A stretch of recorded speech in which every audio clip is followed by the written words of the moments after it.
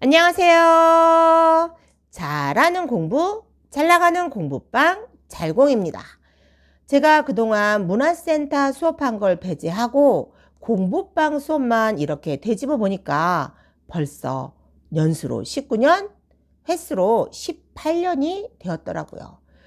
그 중에서 제가 한 지역에서 한 장소에서만 공부방을 한 지 16년이 되었더라고요. 이 지역에 올해로 16년 차가 되었어요. 이렇게 제가 공부방을 창업하고 18년 동안 나를 되돌아봤을 때 나를 가장 성장하게 만든 세 가지를 뽑아봤습니다. 그 중에 첫 번째는 코칭식 수업 전환이었습니다. 제가 2019년 한 학기까지는 그룹식 티칭 수업을 했었거든요. 4명의 아이, 6명의 아이를 데리고 60분간 수업을 오래 지속적으로 운영을 하다 보니까 문제가 좀 발생했습니다. 한 그룹에 4명, 6명의 아이들을 데리고 수업을 하는데 이 중에서 이사 가는 아이들도 있고 적응을 못해서 그만두는 아이들도 있고 이렇게 이런저런 이유로 아이들이 그룹에서 인원수가 빠지는데 이 인원수를 충당하지를 못하는 거예요. 원인은 계속 들어와서 레벨 테스트를 보면 내가 수업하는 아이들과 이 수준이 맞지 않는 거예요. 한 그룹의 아이들이 한정적이고 수업이 또 제한이 있더라고요. 이 그룹을 수업하다 보니까 처음 시작할 때는 똑같은 수준의 똑같은 아이들 학년에 수업을 했는데 수업을 1년, 2년 지속하다 보니까 아이들의 실력 갭 차이가 확 커지는 거예요. 같은 반, 같은 그룹일지라도 아이 성향에 따라서 아이 능력에 따라서 갭 차이가 크다 보니까 한 반에서 같이 운영하기가 좀 힘들어지더라고요. 그렇다 해서 이 아이들을 분반해서 또 수업을 할 수가 없는 거예요. 1인이 수업하고 내가 수업할 수 있는 그 시간에 한계가 있기 때문에 분반이 또 어렵더라고요. 문의는 많이 들어오고 그리고 대기는 있는데 이 아이들의 실력이 내가 가르치는 아이들 그 반과 실력이 딱 맞질 않는 거예요. 학년이 같다 해서 비슷한 실력이다 해서 그 반에 그냥 억지로 끼워 넣기는 싫더라고요. 그러다 보니까 이 한계점에 도달한 거예요. 오래 지속하다 보니까. 그때 느꼈죠. 아, 공부방에 개혁이 필요하고 변화가 필요하구나. 제가 많은 문화센터를 다녔을 때 강사님들이 코칭식 수업으로 전환을 해야 하고 어떻게 코칭식 수업으로 해야 된다고 설명을 하는데 이게 막연해서 감이 안 오는 거예요. 그래서 시도하지 못하고 도전하지 못했는데 제가 우연한 기회에 지인과 함께 코칭식 수업하시는 선생님이 수업하시는 걸 오픈해 주신다 해서 제가 모든 수업을 접고 그분 수업에 오픈 강의를 보러 갔거든요. 코칭식으로 수업하시는 분 수업을 참여를 해서 수업을 봤는데 이 정도면 나도 할 수 있겠다라는 자신감이 생기더라고요. 그래서 저도 코칭식 수업을 해야겠다라고 마음을 먹었어요. 그런데 문제는 그룹식 티칭식 수업을 하다가 갑자기 모든 아이들을 코칭식으로 수업을 전환하면 이 반발심이 너무 많을 수도 있고 또 이게 수업을 전환했는데 우리 아이들에게 잘 맞을 수도 있고 또 잘 맞지 않고 우리 수업하는 아이들이 적응을 못할 수도 있잖아요. 그래서 고민한 끝에 한 팀만 제가 수업을 전환하기로 했어요. 그래서 맨 마지막 팀 고학년 아이들만 한 팀만 수업으로 전환했거든요. 그런데 아이들이 성장하는 게 보이고 발전을 해 나가더라고요. 터덕거리면서. 그런데 문제는 저였습니다.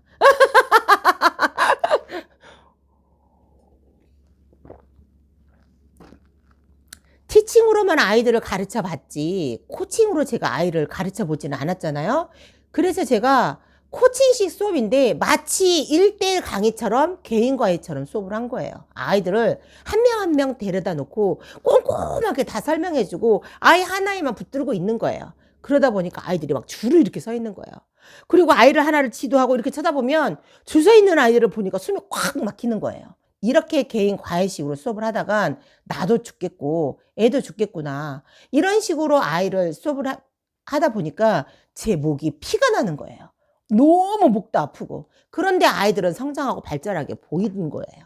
그리고 중위권, 하위권 아이들이 이 아이들을 다른 아이들의 눈치를 보면서 구렁이가 담 넘어가는 식으로 수업을 하지 않기 때문에 저는 너무 마음에 드는 거예요. 그래서 제가 고민했죠. 이 그룹식 수업보다는 코칭식 수업으로 1대1 맞춤식 하는 게 답이다. 그런데 제가 지금처럼 이렇게 코칭식으로 수업을 한다면 이 아이들을 관리하기도 힘들고 지도하기도 힘들고 이렇게 순환이 안 되겠구나라는 고민이 들고 제가 너무 힘든 거예요. 한 팀만 코칭식으로 수업을 전환했는데 수업이 끝나고 나면 목이 너무 아프고 저녁에 가면 찐이 다 빠지는 거예요. 이제 방법을 찾아야 됐기 때문에 제가 또 공부를 많이 했죠. 여러 가지 유튜브를 또 뒤져보기도 하고 책을 좀 그때 또 찾아보기도 하고, 그때 마침 2020년대 코로나가 딱 발생이 되면서 이 모든 대면 수업이 온라인으로 전환이 되는 거예요. 그래서 나도 온라인과 오프라인을 접목시킨 통합적인 교육을 해야겠다라고 생각을 하고 온라인 수업을 어떻게 하자고 연구하고 공부하기 시작한 거예요. 제가 공부방 창업하고 18년이 되었을 때 가장 저를 성장하게 만든 두 번째가 온라인 수업과 오프라인 수업을 통합 교육시킨 거였습니다. 그때 김희경님의 리부트 책을 보면서 내 오프라인에 수업했던 모든 수업을 이 온라인으로 다 전환을 해야겠다라는 생각을 그 책을 보면서 했습니다. 온라인 수업을 어떻게 하지? 내가 그러면서 그 공부를 파기 시작한 거예요. 그래서 오프라인으로 수업했던 모든 제 수업을 온라인으로 다 옮기는 작업을 2020년부터 시작을 한 거거든요. 이렇게 제가 온라인 수업과 오프라인 수업을 통합교육을 하니까 아이들을 1:1 맞춤 수업으로 수업을 하면서 아이들도 성장하고 그렇게 목에 피가 나도록 에너지가 쪽쪽 빨리도록 수업하지 않아도 되는 그런 상황까지 온 거예요. 대면으로 수업했던 제 시스템을 모두 온라인 수업으로 전환을 하면서 프랜차이즈처럼 운영을 하려고 많이 시스템을 변형을 했었거든요. 제가 대면 수업으로 그룹식 티칭 수업을 할 때 아이들을 이해 못할 때 무한 반복할 수 없고 무한 설명할 수 없는 걸 내가 온라인으로 이렇게 도입을 하면서 아이들에게 무한 반복, 무한하게 해줄 수 있고 온라인하고 오프라인을 대면 통합을 하면서 온라인에서 수업해주고 오프라인 1:1로 수업을 해주니까 아이들의 이해가 더 빠르고 아이들이 점차 성장하는 게 보이더라고요. 전 국민이 위기에 닥친 그 코로나 시기에 내가 적절하게 대면 수업을 온라인 수업으로 전환한 걸 정말 잘했구나. 그리고 시간이 지나고 팬데믹 시대가 이제 유연해지면서 이 온라인 수업과 대면 수업을 병합을 해서 이 온라인과 오프라인의 그 통합 수업을 하니까 이 공부방이 급성장을 하게 되는 거예요. 내가 적절하게 코로나 시기 때 온라인으로 참 내 모든 수업을 온라인으로 이렇게 돌린 걸 정말 신의 한 수였구나라는 생각이 들더라고요. 너무 잘한 것 같아요. 그때 그걸 하지 않았더라면 이 변화되는 아이들의 변화에 제가 적응을 하지 못했을 거고 우리 공부방에 위기가 닥치지 않았을까라는 생각이 들더라고요. 그리고 제가 공부방 창업 18년 이래로 정말 신의 한 수였다라는 생각이 드는 건 개인화 수업이었습니다.